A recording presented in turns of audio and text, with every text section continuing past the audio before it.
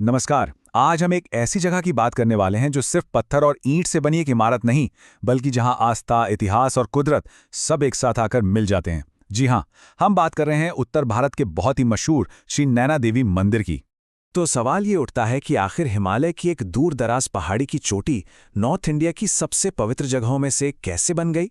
इस सवाल का जवाब हमें हजारों साल पुरानी कहानियों और अटूट विश्वास की दुनिया में ले जाएगा। तो चलिए शुरू करते हैं ये सफर।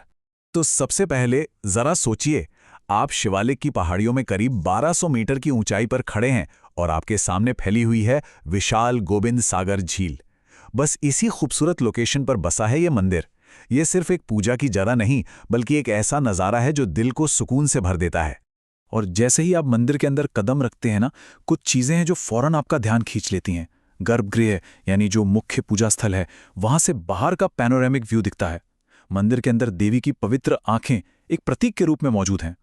और एंट्री गेट पर बने शेर के डिज़ाइन, जो माँ दुर्गा का वाहन है, एक अलग ही शक्ति का एहसास कराते हैं।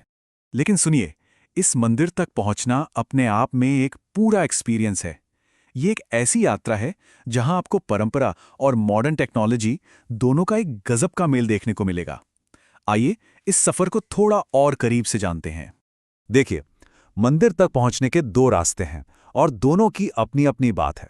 एक तरफ है पारंपरिक रास्ता, जहां भक्त करीब 750 सीढ़ियां चढ़कर अपनी श्रद्धा दिखाते हैं, और दूसरी तरफ है मॉडर्न रोपवे, जो इस सफर को न सिर्फ आसान बनाता है बल्कि आसपास के खूबसूरत नज़ारे भी दिखाता है।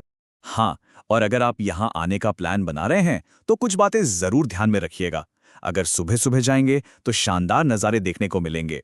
नवरात्रि के टाइम पे यहाँ बहुत लंबी लाइनें लगती हैं। सीढ़ियाँ चढ़ रहे हैं तो पानी की बोतल साथ रखना मत भूलिएगा। और हाँ, प्रसाद के आसपास बंदरों से थोड़ा सावधान रहिएगा। चलिए अब प्रेजेंट से निकलकर थोड़ा पास्ट में चलते हैं। समय में एक लंबी छलांग लगाते हैं और इस मंदिर के हजारों साल पुराने इतिहास की परतों को खोलते हैं। इस मंदिर की कहानी कोई 100-200 साल पुरानी नहीं, बल्कि 2000 साल से भी ज्यादा पुरानी है। माना जाता है कि इसकी मुख्य संरचना 8वीं सदी में राजा बीरचंद ने बनवाई थी। फिर वक्त के साथ बिलासपुर के राजाओं ने इसे और बड़ा बनाया और 20वीं सदी में यहाँ आने वाले लोगों की सहूलियत के लिए मॉडर्न फैसिलिटीज भी तैयार की गईं। और पता है, इसकी खोज के पीछे भी एक बड़ी ही दिलचस्प कहानी है। कहते हैं कि नैना नाम का एक चरवाहा था, जिसने देखा कि उसकी गायें रोज एक खास पत्थर पर जाकर अपना सारा दूध चढ़ा देती थी। बस यही वो दैवीय संकेत था जिसने इस पवित्र जगह का राज दुनिया के सामने खोल दिया। अब सोचिए, इसकी लोकेशन ने भी क्या गजब का रोल प्ले किया है। क्योंकि ये एक ऊंची और अलग थलग पहाड़ी पर था, तो ये बाहरी हमलों से काफी हद तक सुरक्षित रहा और धीरे धीरे ये मैदानी इलाकों से हिमालय की तरफ जाने वाले तीर्थयात्रियों के लिए एक बहुत बड़ा सेंटर बन गया। तो इतिहास तो हमने जान लिया, पर इस मंदिर की जो असली आत्मा है ना, वो बसती है इसकी पौराणिक कथा में। ये वो कहानी है जो इस जगह को इसकी असली पहचान देती है।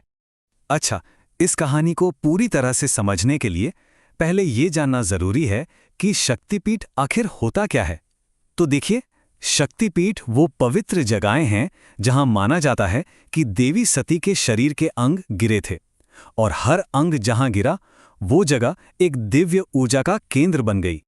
और यहीं से नैना देवी की असली कहानी शुरू होती है। पौराणिक कथा के अनुसार जब देवी सती ने आत्मदाह किया तो भगवान शिव दुख में उनके शरीर को लेकर पूरे ब्रह्मांड में घूमने लगे।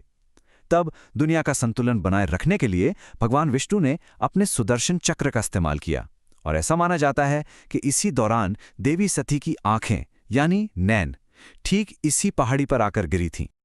और बस इसी एक दिव्य घटना ने इस जगह को हमेशा के लिए बदल दिया। इसे नाम मिला नैना देवी। यह सिर्फ एक मंदिर नहीं रहा, बल्कि स्त्री शक्ति, दिव्य दृष्टि और विश्वास का एक बहुत बड़ा प्रतीक बन गया। लेकिन ये सब सिर्फ इतिहास या कहानियों की बातें नहीं हैं। ये विरासत आज भी जिंदा है। चलिए देखते हैं कि कैसे ये मंदिर आज भी एक वाइब्रेंट कल्चरल और स्पिरिचुअल सेंटर बना हुआ है। आज भी लाखों लोग यहाँ आते हैं और सबकी अपनी अपनी वजह हैं, अपनी अपनी आस्था है। कोई अपनी मुरादें पूरी होने के लिए आता है, तो कोई आंखों की रोशनी का आशीर्वाद लेने। कई परिवारों के लिए तो ये उनकी कुल देवी का घर है, जो पीढ़ियों से उनकी रक्षा करती आ रही हैं। और ये जानना भी बहुत दिलचस्प है कि नैना देवी मंदिर कोई अकेला मंदिर नहीं है। ये पूरे भारतीय उपमहाद्वीप में फैले 51 शक्तिपीठों के एक विशाल नेटवर्क का एक बहुत ही अहम हिस्सा है, जो सब मिलकर देवी की शक्ति का प्रतीक हैं। और अगर आपको इस मंदिर की असली रौनक देखनी है, इसकी असली ऊर्जा महसूस करनी है, तो यहाँ के त्योहारों के टाइम पर आना चाहिए।